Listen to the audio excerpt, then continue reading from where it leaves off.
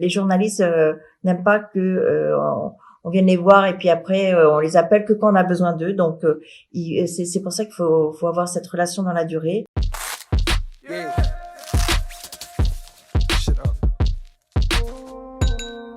Salut Stratégie, je m'appelle Fanny Guéraud, je suis étudiante à l'ISCP à Toulouse en bachelor communication et je suis là aujourd'hui pour poser mes 3 questions à Anne-Marie Gauthier, la directrice communication et marketing de chez Intermarché. C'est parti!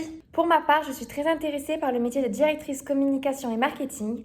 Donc que me préconisez-vous comme parcours afin d'en arriver au métier qui est le vôtre? Je suis une formation très com, ce qui est formidable, hein.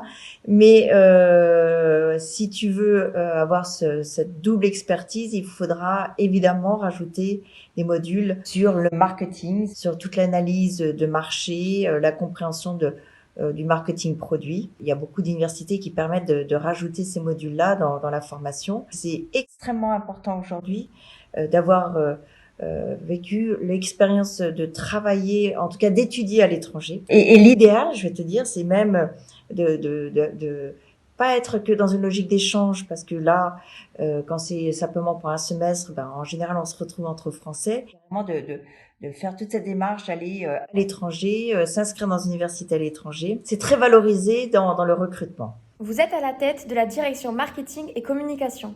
Comment gérer les deux volets, le volet communication et le volet marketing, sans se disperser?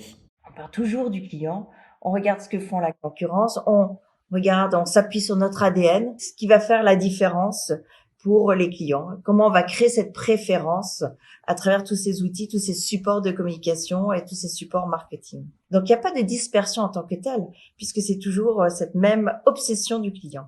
Quels conseils me donneriez-vous afin d'entretenir mes relations avec les journalistes pour planifier des interviews ou encore aborder de nouveaux sujets avec eux? Les journalistes n'aiment pas que on vienne les voir et puis après on les appelle que quand on a besoin d'eux. Donc c'est pour ça qu'il faut avoir cette relation dans la durée, les voir pour parler de tout ce qui se passe, avoir aussi des entretiens off, parce que comme ça les nourrit même sans forcément restituer tout ce qu'ils ont entendu, mais ça permet de développer cette relation de confiance aussi avec les journalistes. Et puis évidemment toujours préparer, d'apporter suffisamment d'informations pour pas que ça soit peu d'informations sur lesquelles le journaliste doit déployer beaucoup d'efforts pour essayer de comprendre ce qu'on a voulu dire.